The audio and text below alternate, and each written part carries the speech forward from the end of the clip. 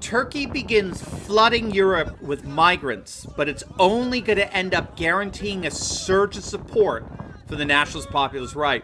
We're going to take a look at the latest threats coming out of Turkey and how European nations are already responding by reasserting their national sovereignty and border security in a move that will only embolden the nationalist right. Stay tuned. Greetings, everyone.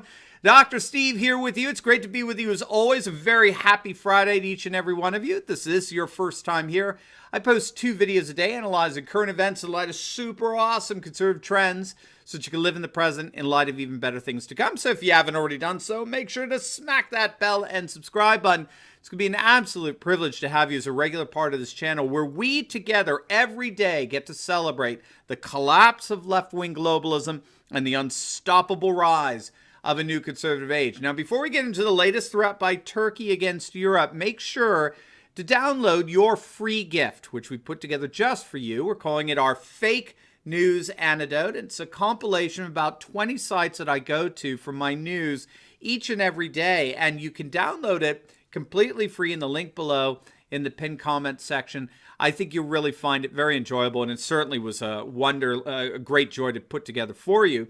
Finally, let's give a huge shout out to the sponsor of this video, and that's the makers of this little gem here. This is the beautiful Fighter Flare flashlight. And one of the best things you can invest in for your protection when the lights go out is this 6-in-1 beauty, which comes with a 3,000 mAh solar-powered recharging battery. It's equipped with a high and low beam light that you can see from miles away. It has an emergency strobe light. It has a compass. It has a wire and rope cutter, an emergency glass breaker hammer, and a high-powered military-grade magnet all in one. It's absolutely amazing. And best of all, as a Turley talker, you get 15% off the new 2020 model before they sell out. But supply is limited, so don't wait. Click on the link below and get your super awesome Fighter Flare flashlight today. All right, gang, we all knew it was going to happen at some point. We all knew it. Hundreds of Syrian refugees in Turkey are, in fact, beginning to cross the nation's borders once again into Greece and Bulgaria. As many of you indeed know, the Erdogan government in Ankara has been threatening for months now to unleash a torrent of new refugees into Europe if the EU and NATO fail to support the Turkish military's new operation in the Idlib province of Syria. Now, it's been getting hit by a combination of pro-Assad Syrian forces in Russia, and the latest hit involved an airstrike attack the other day that killed dozens of Turkish soldiers who were there to support Syrian opposition forces seeking to depose Syrian President Bashar al-Assad. And so one of the supposed cards that Turkey holds their leverage in this situation is to threaten to unleash a torrent of refugees that have come from Syria into Europe unless or until the EU and NATO officially support Turkey in its military operation against Russia and the Assad government. Altogether, about 3.6 million Syrians are currently living as refugees in Turkey. And what Turkey appears to be doing is saying, hey, look, the door to leave for Europe is open, but it's only going to be open for a limited time. So if you want to get out of here and go into Europe, you better go now.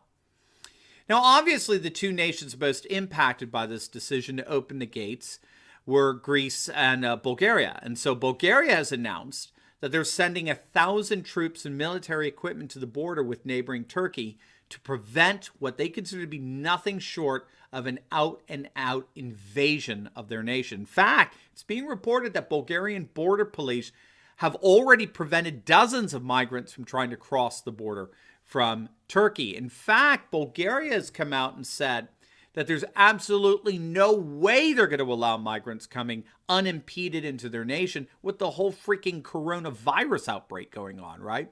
Same goes for neighboring Greece. The right-wing New Democracy government is tightening controls at their borders with Turkey.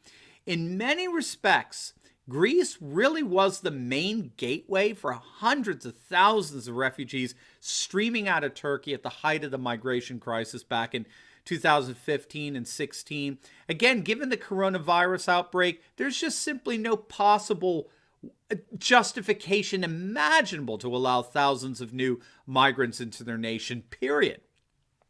Now, you may have heard about the massive demonstration on the Greek island of Lesbos, which is on the front lines of the threatened invasion.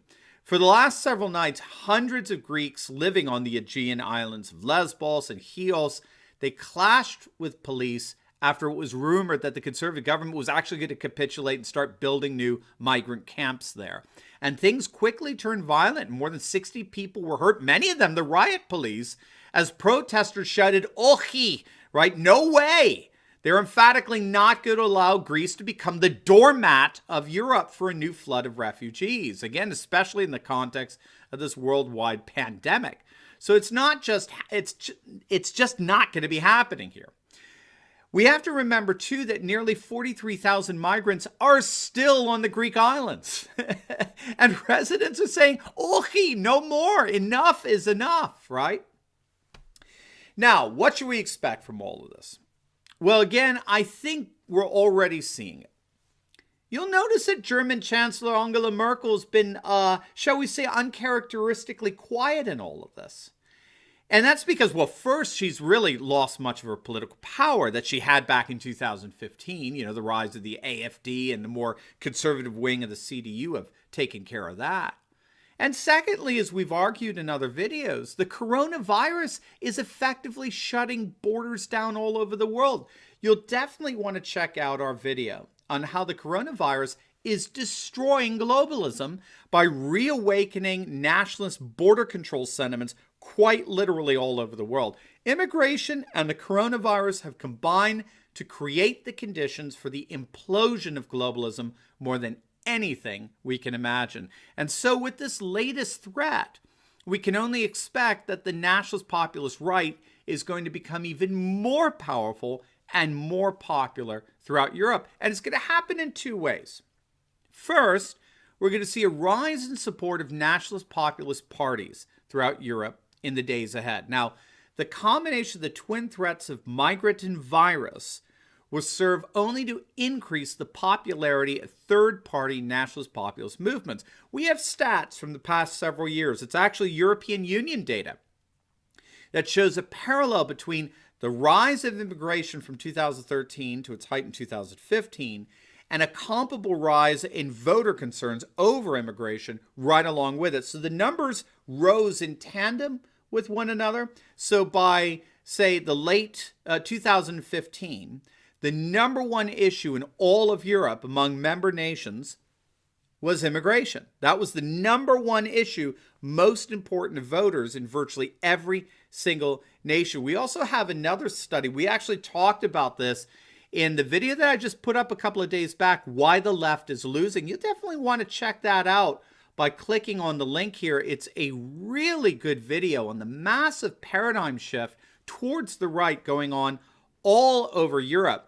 But we cited a study there that found a significant relationship between immigration levels, rises in concern over immigration, and most importantly, a rise in populist right support in 9 of 10 Western European countries between 2005 and 2016. So we have clear evidence that as immigration rises, so does concern about immigration as a political issue. And as that concern over immigration becomes a major political issue, we begin to see a comparable rise in support for nationalist populist parties who support closing borders and putting an end to migration. And this increase in support is only exacerbated by centrist governments who refuse to acknowledge the growing political concern over immigration. And again, we noted in our video on Why the Left is Losing that Europe is going through a massive paradigm shift where the political issues that define the 20th century are more and more being replaced by the new issues of the 21st century. And in a nutshell, an increasing number of Europeans are simply not interested in the economic or class conflicts of the 20th century, like what we're seeing with Bernie Sanders over here, Jeremy Corbyn with Labor. They're not so much interested in the rich versus the poor, generally speaking.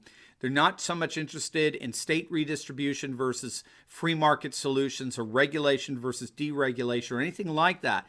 Now what we're finding in poll after poll, in election after election, more and more Europeans are interested in issues involving immigration, culture, and national identity and national security.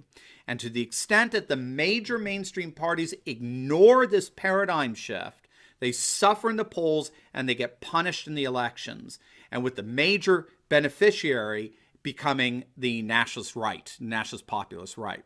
However, the mainstream parties, particularly the center-right parties, they're becoming increasingly aware of this paradigm shift. And so that leads to the second thing to expect from all this, and that's the pivoting towards the nationalist right among the mainstream centrist parties, who are increasingly becoming what we like to call nationalist populist light parties, right? So we've seen this with the Tories in Britain, Fidesz in Hungary, the Austrian People's Party, Law and Justice Party in Poland, the United Russia's Party under Putin.